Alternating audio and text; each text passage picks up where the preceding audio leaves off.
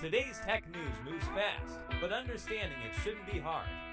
That's why Snarful Solutions Group brings you Connecting the Dots, where we break down what's happening in tech and why it matters to you. Now, let's dive in with your hosts. Okay, it's Friday, April 11th, 2025. Time to connect some dots. Let's do it. What's happening out there first? Well, weather-wise, if you're on the East Coast, definitely some active weather today. Oh, yeah. Like what? Expect heavy rain, pretty much from the Carolinas up through the Mid-Atlantic into New England. Okay. And for folks further inland, up in New England, maybe even some wintry precipitation mixed in. Bit of everything then. And the West. Totally different story out west. Warm, dry. Typical. Yeah, and that means elevated, even critical fire weather conditions. Northern high plains today. And then shifting. Shifting south and east, yeah. Desert Southwest, broader high plains for Saturday. So be careful out there. Good to know. And the markets. How did they end yesterday? A bit down, actually. The Dow Jones finished off 0.68%. Okay. And the S&P 500 closed 0.60% lower. So those are the real-world numbers setting the stage. Exactly. That's the backdrop. And that's what we do here, right? Connect the dots. We look at these tech stories and figure out, well, how does this actually relate to everyday life? Find the through line. Precisely. So let's dive into our first big tech story. It's from the world of AI. OpenAI specifically. Always something happening there. What's the latest? Big news. They're retiring the original GPT-4 from the main ChatGPT interface. Retiring it completely. Well, from the user-facing side, yes. Starting April 30th, it's going to be, quote, fully replaced by GPT-4o. GPT-4o, the newer model. Exactly. Now, to be clear, developers, they can still get GPT-4 through the API. Okay, so it's not gone, just not in the main chat window most people use. Right. And it really shows how fast things are moving. You know, ChatGPT started as mostly text. Yeah, just chat. But now, with GPT-4o, the image generation side is getting a huge boost. Right, that multimodal aspect. It's not just text anymore. Definitely not. And the examples are pretty impressive. Like, they're talking about generating a whole 4-panel comic strip. A comic strip? Yeah. From a text prompt? Yeah, with detailed instructions, descriptions, even the dialogue in the panels. Wow. That's quite a step up from just making a picture of a cat or something. It really is. It suggests it can handle, you know, a much wider mix of concepts all at once, better than the older versions could. Which points to some serious improvements under the hood, architecturally. No doubt. It really shows off that multimodal AI power you mentioned, text and images working together seamlessly. Opens up a lot of possibilities, creatively and practically. For sure. And it wasn't that long ago, right? GPT-4 launched March 2023. Yeah, it feels like ages ago in AI time, but it's not. And access was limited at first, remember? Waitlists, ChatGPT Plus subscribers only, with limits. Right, it wasn't just open season immediately. Took until later in 2023 for all paid API customers to get broader access. And of course, Microsoft uses it too. In Bing Chat, yeah. Or Copilot now, I guess. Right, so putting GPT-4o front and center in ChatGPT, that tells you something. It tells you OpenAI thinks it's significantly better for the average user, right? Faster, maybe more efficient. And definitely those better image skills we talked about. Yeah, for everyday stuff, that could be a big deal. So thinking about how this connects, how might this actually, you know, impact people listening? Well, imagine needing a quick visual for an idea or brainstorming something creative. Instead of trying to describe it, you just ask the AI to make it. Exactly. Right. Or making a custom image to share. It lowers the barrier to visual creation. And for Plus subscribers using the fancier features, web browsing, voice mode, this GPT-4o upgrade probably makes those tools even stronger. It does raise interesting questions about access, too. GPT-4 stays in the API for developers. Right. But putting 4o in the main ChatGPT interface, that puts the latest tech directly into more hands. Even potentially on the free tier, maybe some limited access. Possibly. They need to balance making it widely available while still, you know, having a reason for people to pay. It's a tricky balance. Yeah. Okay, fascinating stuff from OpenAI. Let's shift gears now. Microsoft. Ah, yes. The recall feature. That's been controversial. Controversial is one word for it. Yeah. Microsoft's Recall AI feature, it's for their new Copilot PCs. Right, the ones with the extra AI hardware. Exactly. And Recall is supposed to be like a photographic memory for your computer. Meaning it records everything. Pretty much. It takes snapshots of your screen periodically, creating this searchable timeline of what you've done and seen. I remember the announcement back in May 2024. It didn't go over smoothly. Not at all. Huge privacy concerns right out of the gate. Understandably. The idea of your PC constantly screenshotting itself is a bit unsettling for many. Definitely. Enough that they delayed the rollout, first in June 24, then again in October. Security experts, privacy groups, they called it a potential privacy nightmare. So what's happening now? Are they trying again? They are. It's starting to roll out now, but carefully. It's in preview. Preview. For Windows insiders running a specific new Windows 11 build, and only on those Copilot Plus PCs. So a limited test group.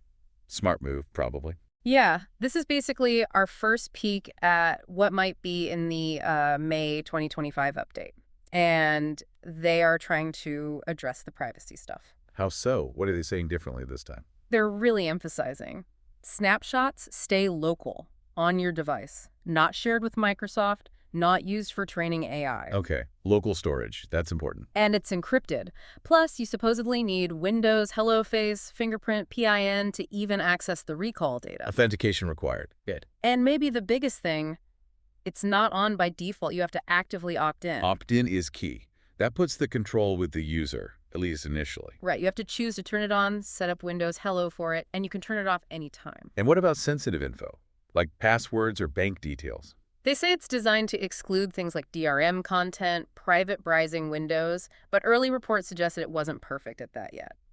Yeah, the implementation details there are critical. Needs to be foolproof. Absolutely. So making it opt-in, requiring hello, those are definite steps, but the core concept Still makes people uneasy. Even if it's local and encrypted, just the idea of that constant recording. Yeah, it feels intrusive to some, even if it's just your own device watching you. The early reactions were really split. I bet. Some seeing the productivity boost, others just seeing the risks. Exactly. And this Windows update isn't just recall. There's other stuff too, like a click-to-do feature, better search. Which might sweeten the deal for some users, maybe. Make the overall update seem more valuable. Could be. So, connecting this back, how could recall change things day to day? Well, the potential convenience is obvious.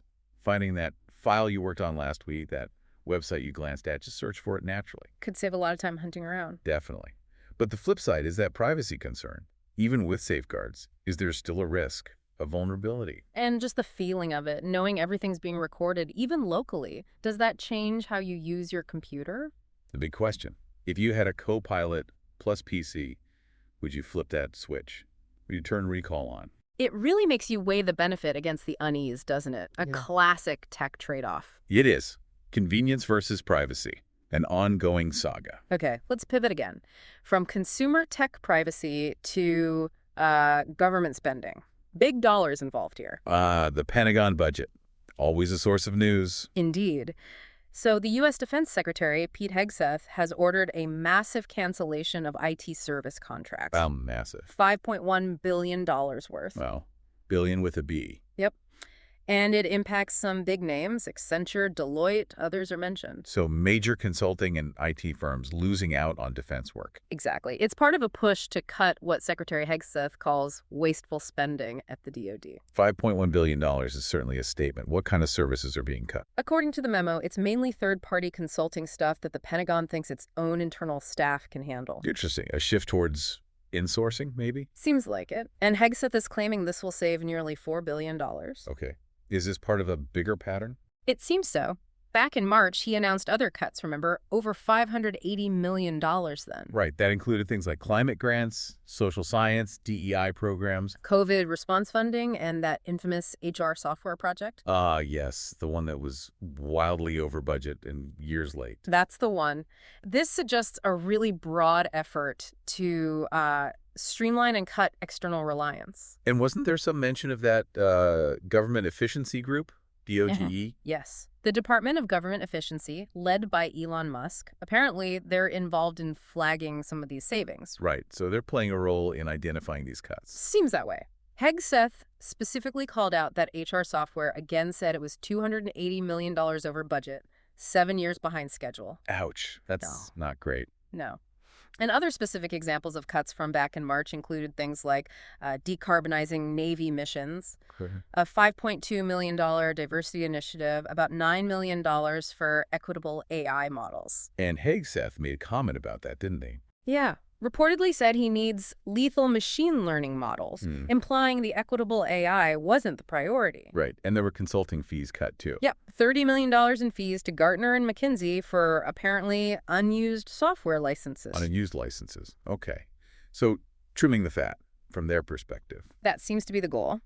And DOGE, the efficiency department, is claiming they found about $115 billion in savings across the federal government overall. $115 billion is a huge number.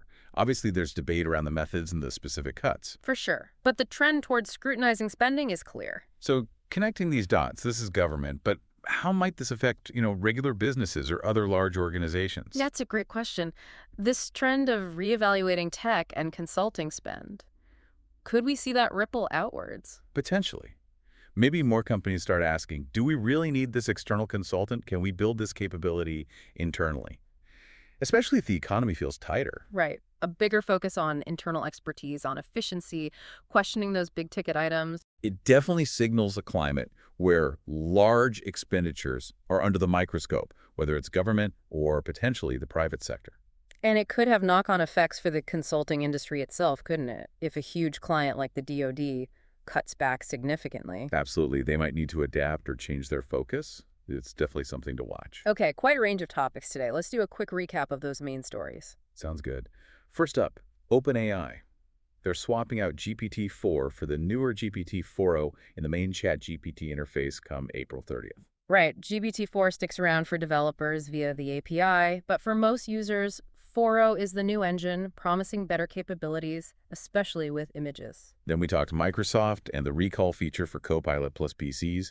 It's back in preview for Windows insiders after delays due to privacy concerns. Still a lot of debate there about that trade-off between the convenience of a photographic memory and the potential privacy issues, even with new safeguards like opt-in and encryption. And finally, the Pentagon cutting $5.1 billion in IT and consulting contracts with firms like Accenture and Deloitte.